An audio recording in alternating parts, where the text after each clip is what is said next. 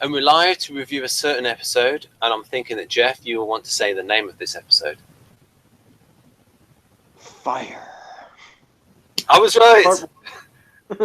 I was right! Every once in a while I am right. Every once in a while. Okay, so this is Homicide, Fire Part 1, the season premiere of the 4th season of Homicide: Life on the Street, originally aired on NBC October 20th, 1995, written by Julie Martin from a story by Tom Fontana and Henry Brommel, and directed by Tim Hunter. As the episode opens, Kay, Howard, and Munch are on the station house rooftop discussing recent events at a police convention in New York, where Bolander and Felton were among a group of 100 drunken police who ran amok at their hotel, and that this misconduct had earned them a 22-week suspension. As they talk, Howard notices a fire in the distance, and they argue over its exact location. The action then cuts to the fire in an abandoned box warehouse, where firefighters discover a charred body and summon the homicide squad. Pembleton and Bayliss arrive to investigate the death and meet arson squad detective Mike Kellerman. He and Pembleton clash over Kellerman's assumptions about the victim's identity and manner of death. Believing the arson was for financial reasons, Kellerman meets an informant the next morning and pressures him to provide the name of the arsonist. Pembleton and Bayliss go to the pathologist for the post-mortem results, only to find that Kellerman has been there ahead of them. Hoping to link the dead boy to missing persons records, Pembleton visits missing persons where he encounters his nemesis, Detective Roger Gaffney. At the station house, Howard and Munch both declare that they will take the sergeant's exam in hopes of gaining a promotion, and the squad begins to stake odds on the outcome. Captain Russert and Colonel Barnfather discuss the problems in the squad. Barnfather pressures Russert to improve the squad's cleanup rate, hinting that he might place Giardello for being unable to control his detectives, and that he will hold Russert responsible for Giardello's screw-ups. Kellerman visits the squad room to discuss the case with Bayliss and Pembleton. The building's owner, Matthew Rowland, is responsible for the recent fire and for several other arson attacks on properties Rowland owns. While they are arguing, Lewis informs the detectives that uniformed officers guarding the crime scene have apprehended a teenage girl, Lisa Donardi, who was found poking around in the ruined building. When questioned, she reveals that she and her boyfriend regularly met there at night and that they kept a sleeping bag there. From her evidence, the detectives conclude that the body is that of Lisa's 16-year-old boyfriend, Mark Landry. Kellerman visits a woman claiming to have information about the fire, but when he enters her house, she strips naked and tries to seduce him, so Kellerman hurriedly leaves. Bayliss visits the lab where he meets up with Kellerman, who explains that tests show that the fire was started with gasoline. Coincidentally, back at the station house, Pembleton receives an anonymous phone tip-off about the location of the gas can supposedly used to start the fire. The mystery informant, who we only partially see, declares that it sucks that the boy has been killed in the fire. His information leads Pembleton to the gas can. Meanwhile, Bayliss and Kellerman visit the building's owner, Rowland, and confront him about the arson attacks, but an infuriated Rowland contacts City Hall, and as a result of his pressure, Russert meets Kellerman to explain that Rowland was actually in negotiation to sell the building to the city, and she orders Kellerman to leave Rowland alone. Fingerprint evidence on the gas can leads to a man called Calvin Jones, so Pembleton and Bayliss go to question him. When Jones tries to flee, Pembleton freezes, but he soon recovers and helps Bayliss catch Jones, who eventually proves to be a serial confessor with no real connection to the crime. After the arrest, Bayliss expresses concern about Frank's state of mind, alluding to Frank's recent ordeal at the hands of the stalker, and Pembleton reveals that his wife is pregnant. At Giardello's insistence, Pembleton canvasses Landry's high school, but he draws a blank with all information indicating that the dead boy was a regular kid with no enemies. Bayliss reveals that the girl's father, who had been a suspect, also has an alibi. Kellerman offers a tentative theory that the arsonist might be someone obsessed with fire. Russert visits Giardello's office to ask about the progress of the investigation. They begin to discuss the staffing problems stemming from the suspension of Bolander and Felton, and Giardello reveals that Russert's affair with Felton is common knowledge in the squad. They begin to argue, but they are interrupted by news of another arson attack. When Pembleton, Bayliss, and Kellerman arrive at the scene, they are told that a body has been spotted inside the burning building, and Kellerman admits that Pembleton's theory about Landry's death is right. So, Ben, what did you think? First of all, I don't think there was anything bad about the episode. I quite enjoyed it. There was nothing nothing in it that depressed me. Well, that's good. Because some of them were a bit depressing about human nature and stuff. First of all, the guy wrote there that Gaffney is Frank's nemesis, and as soon as I heard that, I had a little smile and I wrote, Gaffney is too incompetent to be a nemesis. Yeah. I mean, if he ever got the better of Frank would be annoyed on 2 levels. Right. It's just that Gaffney is a bit slack. He's slack. That's the whole point with Gaffney is slack. First thing I noticed, hair upgrades for Bayliss, G and Russet. Now, do you think that was pressure from the network to... I mean, it's possible that Russet would have got more glamorous because of a change in position. Do you think that was pressure from the network or just the fashion of the time? Oh, probably. I mean, the network was always telling them to make things more, appealing in various ways. So, wouldn't surprise me. They probably told them. All along there'd been a thing about adding more sex appeal and stuff. So, in addition to Russia, we have the chick who tries to seduce Kellerman. So.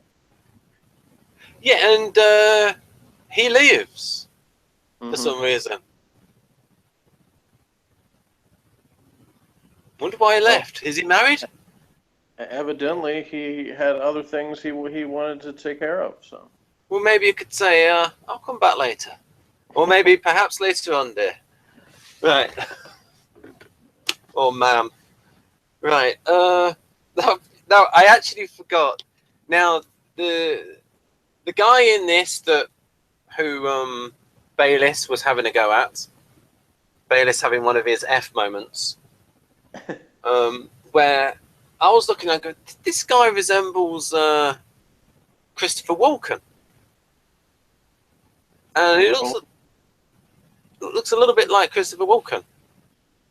Okay. And as I was writing my notes here, I couldn't quite think of his name, so I wrote out resembles that weird actor, baddie in Bond movie with Dalton. Christopher Walken. But yeah,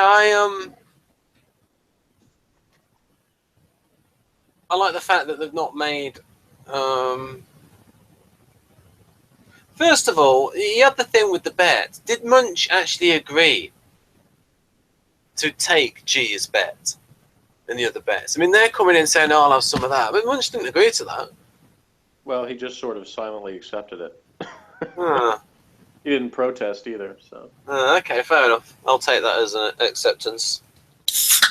Yeah, I mean, he probably doesn't want to. Once again, he's had his times of embarrassment in the squadron before, and he doesn't want to be the guy saying, "Not going to let this happen." Okay, it's still believable. It's still believable. Now, one of the things that's a bit weird. Now, what I don't think is necessarily believable, but again, I think the union would be a bit stronger than to have someone suspended for 22 weeks without pay. Because if someone's suspended for 22 weeks without pay, their whole life could go down the toilet because they've got bills to pay. Well, I'll say 2 things about that without revealing anything about the future, but I'll say that I don't like the explanation they came up with for why Bolander and Felton aren't there. It doesn't make much sense. It was kind of silly. But the 22 weeks was picked because that was approximately the length of the season. And so the behind the scenes of that was basically they were giving Daniel Baldwin and Ned Beatty a chance to come back to the show in the following season. So that's what that was about. But right. But as far as the sketchy thing behind the suspension, although it's not, they don't go into detail, I will say that there is future information which demonstrates that isn't the without pay suspension isn't exactly true. So I'll just leave it at that. Yeah, because I can't believe because if I were in a public union, that would be one of the things that I would be campaigning for, is not this, because if anyone ever gets suspended, it has to be with pay.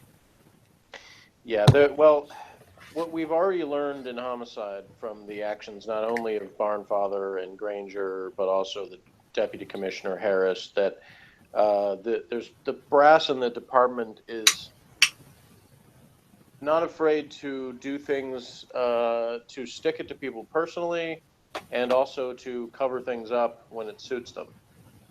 So yeah. I'll say that on its face, yeah, it sounds like a pretty punitive thing that would cause some big uproar in the police department, but there's a little more to it than that. And that's I suppose as an in-joke, though, I mean, if you know about the behind-the-scenes shenanigans, then suspended without pay is a little bit funnier, because I suppose the two actors were. But well, I mean, the brief behind the scenes on that, without getting into too much detail about it, is that both Daniel Baldwin and Ned Beatty had been, from the time that they started the show, had gotten offers to do all kinds of other things, and the schedule at Homicide had limited their ability to do those things, including other movie offers and, theater and things like that. So yes, both of them, at the time, their original contracts expired at the end of the third season, so everybody who was back for season 4 had to, renegotiate for beyond that. Well, and those two elected to leave. They should do what Star Trek does, which is like, when you get on the series, you make them sign a 7-year contract. Yeah, well, they didn't. I guess it was originally. But of course, someone like Neddy B, who you said there, when it's a big name, of course they can negotiate a different kind of contract. So when I say something like make them sign a 7-year contract, that wouldn't have worked with someone like Patrick Troughton. Like, when it's a big name, they'll agree to what they want to agree to. So yeah, and this was obviously a turning point for Homicide, because they lost Ned Beatty, who was the biggest name they had, and they lost their Baldwin brother, who, even though he wasn't the most famous of the Baldwin brothers, was still a draw as well. So they had to adapt to that and try to come up with stories that were compelling enough to get people to still keep watching. Yeah. So, do they bring any new characters in to replace them? Yes. Are they good? Will I like them? I can't say for sure. I mean, I think yes, but I can't say what your opinion will be. Will they bring a woman in? Maybe. We'll see. Well, I would think the network would have been saying, "Hey, bring another woman in." Oh yeah, I'm sure they were, and you'll see through the course of the show that there is more turnover as the show goes on. So you'll see some new characters. Yeah, I mean, more departures, old ones. They might have been like, "Hey, Cagney and Lacey was over 10 years before this. We've only got one." Yeah, although at the time when they started, at least, it was realistic in that there really only was one female homicide detective in Baltimore. So, and I don't know exactly when the second one came about, but yeah, there will be more females. But do you want me to read the David B226 Morris review? Yes, we always want to listen to him. All right, so I haven't read this yet, so hopefully this is good. He said, in keeping with the new style Homicide had gotten, the show would also change. It was already bad grammar, even in the first sentence. Introduce another experiment. The 2-part storyline, rather than dealing with one crime for a period of weeks, they would be dealt with in 2 installments. This was a big blow to the show, though it never did get rid of carrying storylines over a number of episodes. Unfortunately, these storylines would be more personal, not criminal. Fire was the first of 3 2-parters that it would do in the 1995 to 1996 season. Unfortunately, in addition to being burdened with the episode, also had to explain a lot of problems that the squad would face. Bolander and Felton had been suspended for 22 weeks, and yes, the number is not a coincidence. And the detectives are facing severe overwork. However, the boss's reaction is not to help Lieutenant Giardello, but to consider firing him for not being able to control his detectives. In her position as captain, Russert has to run interference in order to help G, but she finds herself clashing with the lieutenant. In the midst of these problems, Bayliss and Pembleton are called to investigate an arson-related homicide. When a dead body is found in a burned warehouse, they run across arson detective Mike Kellerman, a youthful, handsome man who looks more like he belonged on Friends. Looks can be deceiving, however, and we soon learn beneath the boyish, fun-loving exterior is a cagey and complex detective. We'll also see that Reed Diamond, the actor who plays Kellerman, has real depth and emotion to him as well.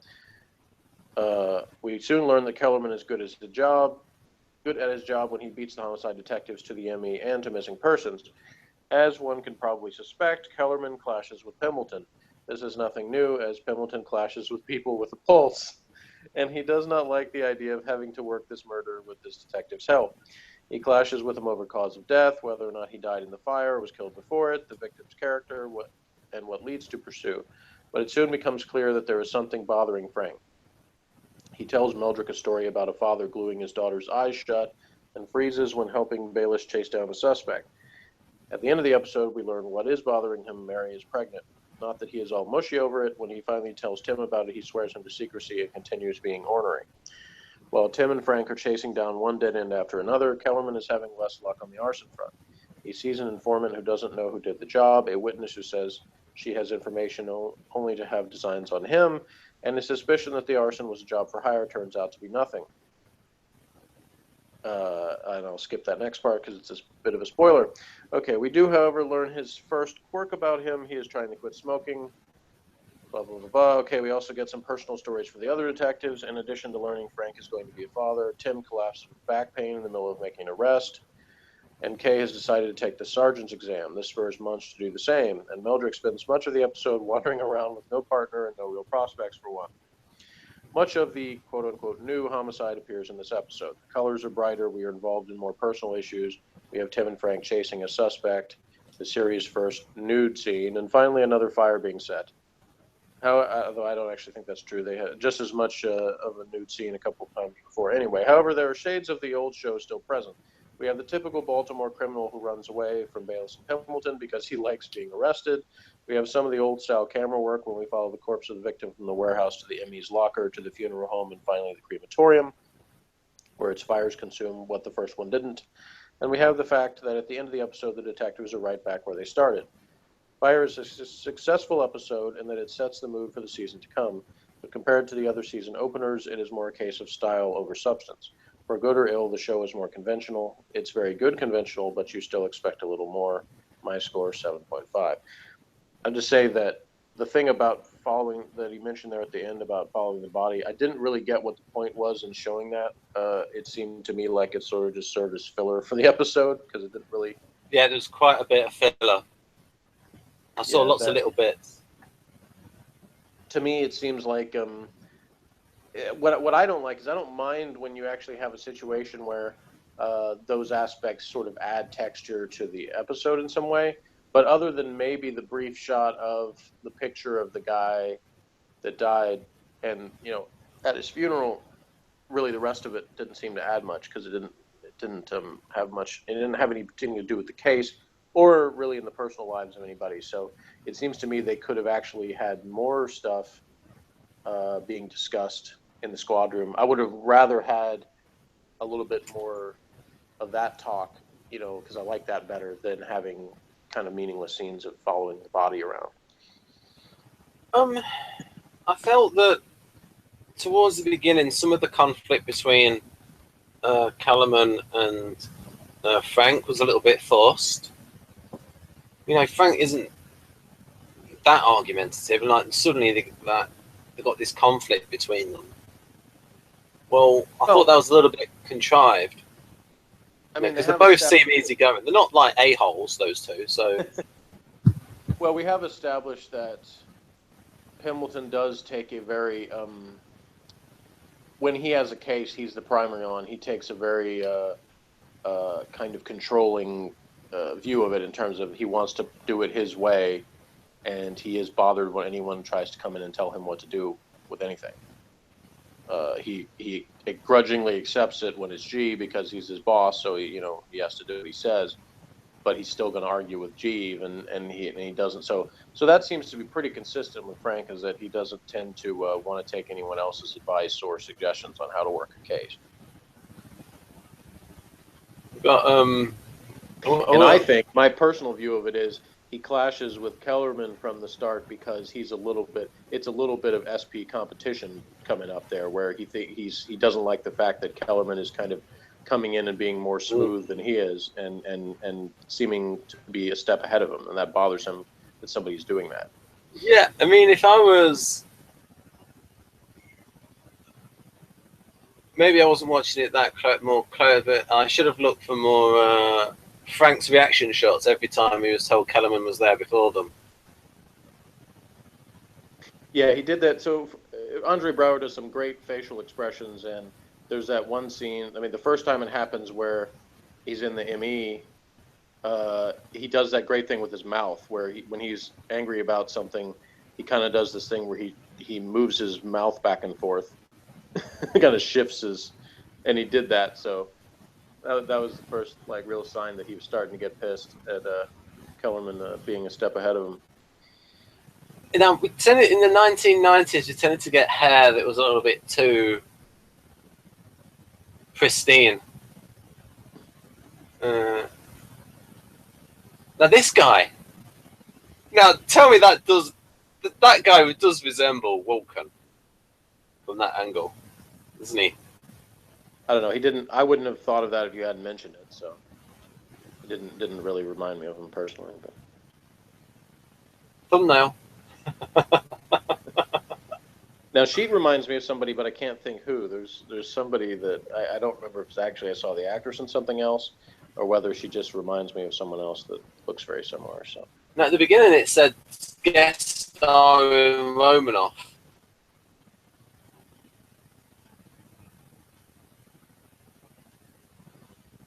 But she looks like oh, let's make her look like Kelly McGillis in Top Gun or something. The similar hair. Right. Okay, it's some people here. Oh yes. There was a weird section about Tim talking about SpaghettiOs. Now, is that alphabeted SpaghettiOs? Is it all zeros, or is it different, or is it all letters of the alphabet? SpaghettiOs. I think SpaghettiOs is just O's. Right. Okay.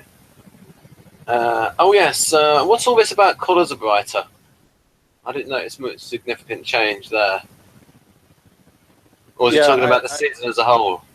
I guess subtly it has. Ever since the first season, they sort of have brightened things a little bit. If you go back and look at the first season episodes, there's a much darker look to everything. So yeah, in general, it's a little bit more colorful. Okay. So you said a phrase early on. So what exactly do you mean by run interference? What was that from the summary? I don't remember. Yeah. I think it's from David B. Morris's review. He said run interference, I think. Oh gosh, I don't remember. I have to pull it back up. But generally, what does that mean as a sporting metaphor? What does that mean, run interference? Run interference would be keep someone occupied in some way while you're trying to do something else, I guess. So distract someone. No, not distract. Yeah, kind of. Right.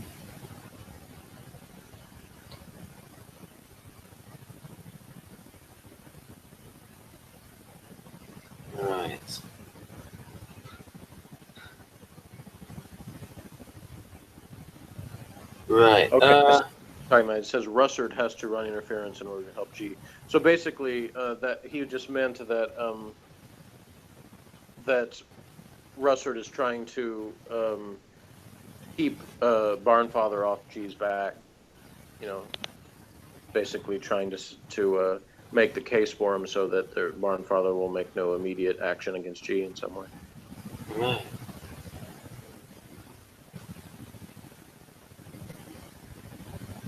Of course, we do the hairstyle update. So G's got shorter hair. Russett's looking like Kelly McGillis in Top Gun.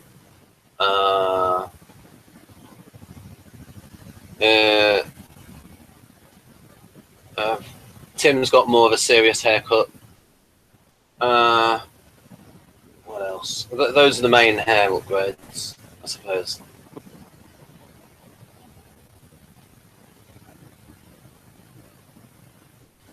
Right. That was a nice effect, and I was thinking in there when it was I was sort of thinking when it was like going in there. It's a bit fine, wasn't it? There's not much chance of coming back after you've been burnt. True. And then I started thinking, I'd rather be frozen. Except in soap operas, in which case his body wasn't really ever in there; it was somebody else. So. Yeah, but one of the things, it's like, I wonder if certain police, they might say, no, don't do that. We might want to exhume the body. But they have no legal right to do that. If there's not any legal reason why they can make a claim on the body for some sort of investigation right then they can't stop the family. I actually heard that in China, that they actually said, sorry, we've not got enough space for all these graveyards. Everyone's got to be cremated now. Right. There may be, I don't know how much, because I don't know, how much of an impact it made, but there was a Doctor Who episode that ran, I guess, last year in the UK that might have gotten some people to think twice about that, because the case made in the episode was that the people who die can still feel everything that happens to them, so they don't want to be cremated. So anyway. Well, I didn't. As you know, I don't watch the 21st century Doctor Who. Yeah. I watch it, but quite a bit behind of when it actually broadcasts, because I don't have cable. I don't watch the ones. I just watch them once they're available free later on. So I'm basically a season behind. Right. So I get the impression from you that you're sort of you have mixed feelings about 21st century Doctor Who, and that some episodes are really asinine. Yeah. Yeah. Because I've heard you talk about certain plots. There have been a few that are actually really good television, and several others that are fun and decent to watch. And then there's some that are just boring, and then there's some that are really, really cringeworthy bad. Yeah, so it varies. But the one consistent thing tends to be that they usually have pretty good actors. So that's the thing, is that it can be compelling to come back to it, just because the performances will be good even if the writing is awful. So anyway, enough about that, because I pretty much got to go. Did you have any more thoughts on this episode? I want to give it a score out of 10. Right. Right.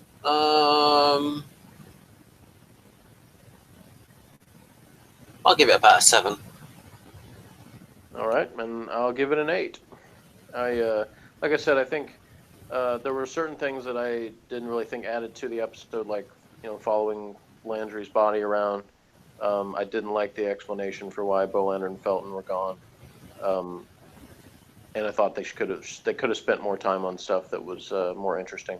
But other than that, it's a good episode. It was overall pretty tight and well paced, and I liked some of the interactions with the people they interviewed, like the kids at the high school, and I liked some of the interplay between the squad and the little scenes, like Lewis and Pembleton at where his car broke down in that scene, and then Pembleton and Bayliss about Mary being pregnant and stuff like that. Again, there's a lot of great Pembleton Bayliss interactions, and so those are usually good.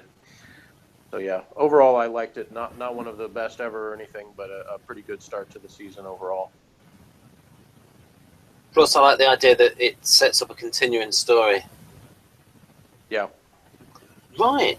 So I think we pretty much I'll wrap up for myself. So that's me wrapping up, Ben. And over to Jeff. All right, join us next time, folks, for Fire Part 2.